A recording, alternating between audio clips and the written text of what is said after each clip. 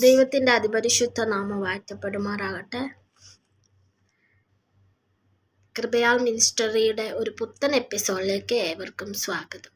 ഇന്നത്തെ ഈ ഒരു എപ്പിസോഡിൽ നമുക്ക് കുറുവാക്യമായിട്ടൊരു വാക്യം വായിക്കാം. ഉൽപ്പത്തി 40-ാം അധ്യായത്തിൻ്റെ 23-ാമത്തെ വാക്യം. Okay, chapter 40 words 23. ഓക്കെ, നമുക്ക് വായിക്കാം. എങ്കിലും പാനപാത്രവാഹകന്മാരുടെ പ്രമാണി യോസേഫിനെ ഓർക്കാതെ അവനെ മറന്നു കളഞ്ഞു. ദൈവത്തിൻ്റെ അതിപരിശുദ്ധ നാമം വാഴ്ത്തപ്പെടുമാറാകട്ടെ. ഈ ഒരു വചനത്തിൽ ആമേൻ സ്തോത്രം ഇവിടെ പറയാണ്, യോസേഫിൻ്റെ ഈ ഒരു അവൻ്റെ ഇതിൻ്റെ പശ്ചാത്തലം, ഈ ഒരു വാക്യത്തിൻ്റെ അല്ലെങ്കിൽ ഇതിൻ്റെ പശ്ചാത്തലം നമുക്ക് എല്ലാവർക്കും അറിയാം. യോസേഫ് ചെയ്യാത്ത കുറ്റത്തിന് എന്താണ് ഇപ്പം കാരാഗ്രഹത്തിൽ കിടക്കണ അവസ്ഥയാണ് അല്ലേ. അപ്പോൾ കാരാഗ്രഹത്തിൽ കിടക്കണ സമയത്ത് അവിടെ 2 പ്രമാണിമാരുണ്ടായിരുന്നു. ഒന്നാമത്തെ പ്രമാണി, ഇവിടെ ദൈവത്തിൻ്റെ വചനം പാനപാത്രവാഹകനും അപ്പക്കാരുടെ പ്രമാണി, ഇങ്ങനെ 2 പേരായിരുന്നു. അവനോടൊപ്പമുള്ള കാരാഗ്രഹത്തിൽ അവരേതോ കുറ്റം ചെയ്തിട്ട് അവിടെ വന്നു കിടക്കുമായിരുന്നു. ആമേൻ സ്തോത്രം. അപ്പോൾ യോസേഫ് ഇപ്പോൾ കാരാഗ്രഹത്തിലാണ്. അവൻ്റെ ഭാഗത്ത് ഒരു തെറ്റുമില്ലായിരുന്നു. പക്ഷേ അവനിപ്പോൾ കാരാഗ്രഹത്തിൽ കിടക്കുവാണ് അല്ലേ. അപ്പോൾ ഇവർ 2 പേരും, പാനപാത്രവാഹകനും അതല്ല അപ്പക്കാരുടെ പ്രമാണിയും, സ്വപ്നങ്ങളെ കണ്ടു. അവർക്കത് വ്യാഖ്യാനിക്കുക, അവർ വിഷാദിച്ചുകൊണ്ടിരിക്കുന്ന സമയത്തായിരുന്നു യോസേഫ് അവർക്ക് അതിൻ്റെ അർത്ഥം പറഞ്ഞു കൊടുക്കുകയും അത് അങ്ങനെ തന്നെ സംഭവിപ്പാനും ഇടയായി തീർന്നു. അപ്പക്കാരനെ അവർ തൂക്കിലേക്കുവാനും അതുപോലെ തന്നെ പള്ളിപ്രമാണിയല്ല, ഈ പാനപാത്രവാഹകനെ അവൻ എന്ത് ചെയ്തു, വീണ്ടും കൊട്ടാരത്തിലേക്ക് ജോലിക്ക് എടുക്കുവാനായിട്ട് ഇടയായി തീർന്നു അല്ലേ. നമുക്കറിയാവുന്ന കഥയാണിത്, ഒരു ഭാഗമാണ്. അപ്പോൾ ഈ ഒരു ഭാഗത്തിൽ ദൈവത്തിൻ്റെ ആത്മാവ് എൻ്റെ ഹൃദയത്തോട്, ഞാൻ ഇന്ന് എന്താ സംസാരിക്കേണ്ടതെന്ന് ചിന്തിച്ചപ്പോൾ ദൈവത്തിൻ്റെ ആത്മാവ്, ഞാൻ ഓൾറെഡി അപ്പോൾ പറഞ്ഞപ്പോൾ ഈ കഥ ഈ ഒരു ഭാഗം എല്ലാവർക്കും അറിയാം അല്ലേ. ഈ ഒരു ഭാഗത്തെ കഥ, യോസേഫിൻ്റെ കാര്യങ്ങളും ഇതെല്ലാം ഇതിൽ കൂടുതൽ നമ്മളിതിൽ എന്താ സംസാരിക്കാനുണ്ട് എന്നുള്ള ചിന്ത എന്നെ ഭരിച്ചപ്പോൾ എൻ്റെ ഹൃദയത്തിൽ തോന്നിയ ചില കാര്യങ്ങൾ നിങ്ങളുമായിട്ട് ഞാൻ ഷെയർ ചെയ്യാൻ ആഗ്രഹിക്കുകയാണ്. അതായത് യോസേഫ് ഇപ്പോൾ കാരാഗ്രഹത്തിൽ കടക്കുമ്പോൾ അവൻ്റെ അവസ്ഥ അവനെ സംബന്ധിച്ച് വളരെ മോശം അല്ലേ. ആ അവസ്ഥയിലും അവന് ദൈവം കൊടുത്ത കൃപാവരങ്ങൾ അല്ലെങ്കിൽ സ്വപ്നത്തെ വ്യാഖ്യാനിക്കാനായിട്ടുള്ള ആ കൃപയെ അല്ലെ ആ കഴിവിനെ അവൻ എന്ത് ചെയ്യില്ല, മൂടിപ്പിടിച്ച് അത് അവൻ എന്ത് ചെയ്തു, ഉപയോഗിക്കാതിരുന്നില്ല. അവന് കിട്ടിയ അവസരങ്ങളിൽ അവൻ എന്ത് ചെയ്തു, അതിനെ ഉപയോഗിച്ച് ദൈവനാമ മഹത്വത്തിനായി തീർന്നു അല്ലേ. അവൻ്റെ ദൈവം യോസേഫിൻ്റെ ദൈവമാണ് അവനതെല്ലാം വെളിപ്പെടുത്തി കൊടുക്കുന്നതെന്ന് അവിടെയുള്ള ആൾക്കാർക്കൊക്കെ മനസ്സിലാകാനായിട്ട് ഇടയായിത്തീർന്നു. അപ്പോൾ സ്വപ്നം എന്ന അല്ലെങ്കിൽ അവന് കൊടുത്ത കൃപയ്ക്കൊത്തവണ്ണം അവനായി തീരുവാനും അവനിരുന്ന അവസ്ഥയെ അവൻ ഓർത്തില്ല. അവൻ കാരാഗ്രഹത്തിലാണോ അല്ലെങ്കിൽ അതൊന്നും അവനെ എന്ത് ചെയ്തില്ല, ചിന്തിപ്പിക്കാനോ വിഷമിപ്പിക്കാനോ സമ്മതിക്കാതെ അവന് കിട്ടിയ അവസരം അവൻ എന്ത് ചെയ്തു, മുതലെടുക്കുവാനായിട്ട് ഇടയായിത്തീർന്നു. എന്നെ കേൾക്കുന്ന പ്രിയ സഹോദരങ്ങളെ, നിങ്ങൾ ചിന്തിക്കുന്ന രീതി, അല്ലെങ്കിൽ നമ്മൾ പലപ്പോഴും പറയാറുണ്ട്, നല്ലൊരു സാഹചര്യങ്ങൾ വരട്ടെ ജീവിതത്തിൽ, ദൈവത്തിന് വേണ്ടി നിൽക്കാം, ദൈവവേലയ്ക്ക് വേണ്ടി ഇറങ്ങാം എന്നൊക്കെ നമ്മൾ പറയാറുണ്ടല്ലേ. പക്ഷേ സാഹചര്യങ്ങൾ നമ്മൾ ഉണ്ടാക്കിയെടുക്കുകയാണ് വേണ്ടത്. നമ്മൾ കഷ്ടതയിലായാലും അല്ലെങ്കിൽ നമ്മുടെ അവസ്ഥ കാരാഗ്രഹത്തിൻ്റെ പോലെ ആണെങ്കിലും അവിടെ വെച്ച് ദൈവത്തിൻ്റെ നാമം മഹത്വത്തിന് എന്തെങ്കിലും ചെയ്യാൻ പറ്റുമെങ്കിൽ നമ്മൾ തീർച്ചയായിട്ടും ചെയ്യണം. ഹല്ലേലൂയ, അതൊക്കെ ദൈവനാമ മഹത്വത്തിന് കാരണമായി തീരും. ഹല്ലേലൂയ സ്തോത്രം. അപ്പോൾ യോസേഫ് എന്ത് ചെയ്തു, അടങ്ങിയിരുന്നില്ല. അവന് കിട്ടിയ, ഞാനൊന്ന് ചിന്തിക്കുവാൻ ഇടയായി തീർന്നു, അപ്പക്കാരൻ അവനെ മറന്നു കളഞ്ഞല്ലേ, അവനെ ഓർത്തില്ല. പക്ഷേ അതുപോലെയാണ് പലരും നിങ്ങളോടാണേലും എന്നോടാണെങ്കിലും പറഞ്ഞിട്ടുണ്ടായിരിക്കാം, അല്ലെ ഞാൻ ഇന്നടത്ത് ജോലിക്ക് കയറിയുമ്പോൾ നിങ്ങളെ ഓർക്കാം, നിങ്ങളെ വിളിക്കാം അല്ലേ. പല വാഗ്ദാനങ്ങളും നമുക്ക് തന്നിട്ടുണ്ടായിരിക്കും. പക്ഷെ അതൊന്നും അവരെന്ത് ചെയ്യത്തില്ല, അനുസരിക്കില്ല. മനുഷ്യരാണ്, അവർ പറഞ്ഞ വാക്കുപോലെ ചെയ്യണമെന്ന് നിർബന്ധമില്ല അല്ലേ. അവർ നമ്മളെ മറന്നു കളയും. ഹല്ലേലൂയ സ്തോത്രം. അതുപോലെ തന്നെയാണ് ഇവിടെ യോസേഫ് അവർക്കൊരു നന്മ ചെയ്തിട്ടും യോസേഫിനെ അവരെന്തില്ല, ഓർത്തില്ല. ഹല്ലേലൂയ സ്തോത്രം. അപ്പോൾ പാനപാത്രവാഹകൻ ഇങ്ങനെ ഇരിക്കുമ്പോഴാണ് അടുത്ത ഫറവോന് ദൈവം ഒരു സ്വപ്നത്തെ കൊടുക്കുന്നത് അല്ലേ. ഫറവോനും അതിനെ വ്യാഖ്യാനിക്കാൻ അറിയാൻ വയ്യാതെ വിഷാദിച്ചുകൊണ്ടിരിക്കുന്ന സമയത്താണ് അപ്പക്കാരനല്ല പാനപാത്രവാഹകന് തൻ്റെ തെറ്റ് മനസ്സിലാകുവാനായിട്ട് ഇടയായിത്തീർന്നു അല്ലേ. അപ്പോൾ പാനപാത്രവാഹകൻ എന്ത് ചെയ്തു? പെട്ടെന്ന് തന്നെ യോസേഫിനെ കുറിച്ച് ഓർത്തു. അവനെക്കുറിച്ച് എന്ത് ചെയ്തു? ഫറവോനോട് പറയാനും അവനെ വിളിക്കുവാനും ഇടയായിത്തീർന്നു. അവനെ എന്ത് ചെയ്തു? ഉടനെ ഫറവോൻ ആളയച്ച് യോസേഫിനെ വിളിപ്പിച്ചു.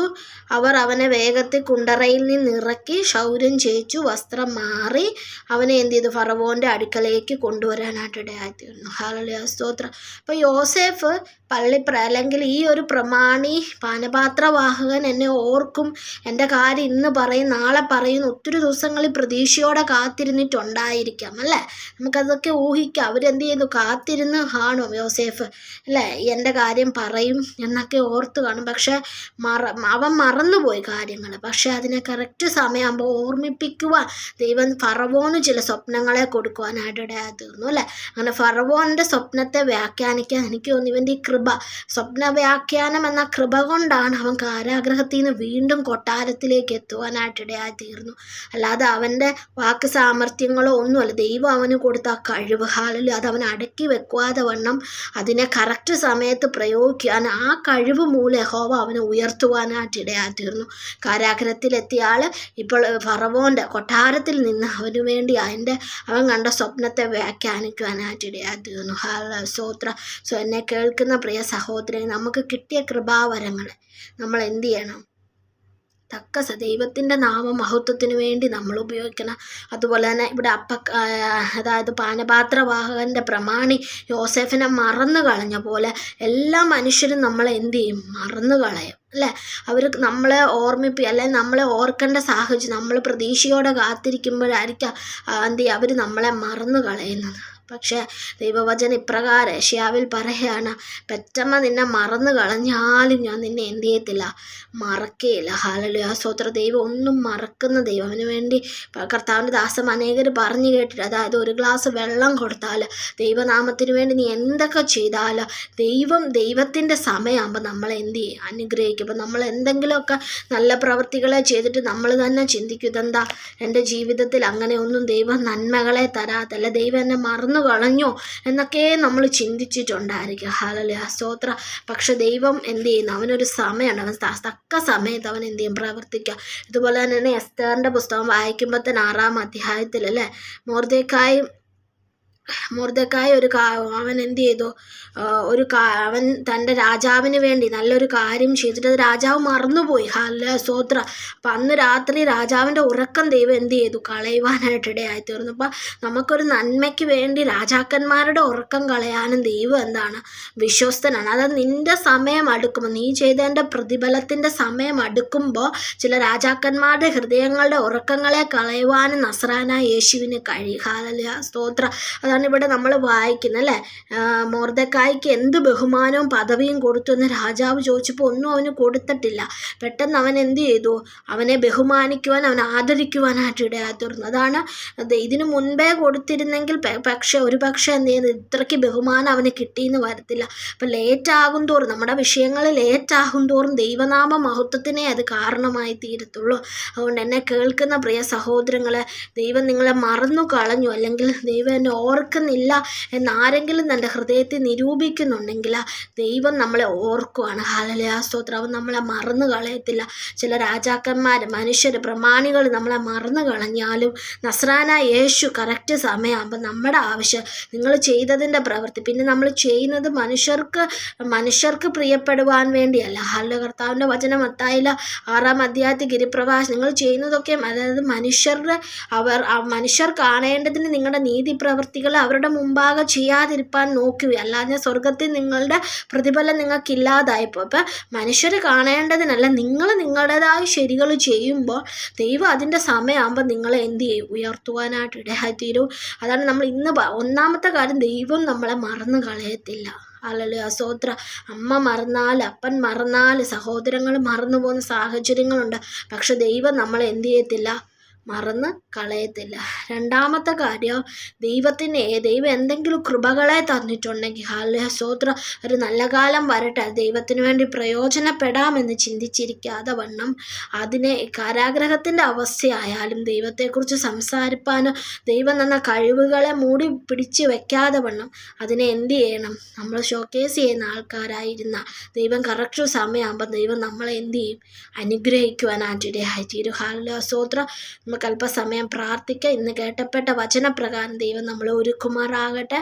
ഹല്ലേലൂയ സ്തോത്രം. ഞങ്ങളെ ഒരു നാളും മറന്നു കളയാത്തവനായ ഞങ്ങളുടെ നല്ല ദൈവമേ, അപ്പച്ചാ ഇന്ന് കേട്ടപ്പെട്ട വചനത്തെ ദൈവകരങ്ങളിൽ ഏൽപ്പിക്കുക. അപ്പം ആരെങ്കിലും ഭാരങ്ങൾ എന്നെ കർത്താവ് മനുഷ്യരെന്നെ മറന്ന് എന്നെ ദൈവം ഓർക്കുന്നുണ്ടോ എന്ന് പലപ്പോഴും നിന്നോട് ചോദിച്ച സാഹചര്യങ്ങൾ ഉണ്ടായിട്ടുണ്ടല്ലോ അപ്പാ.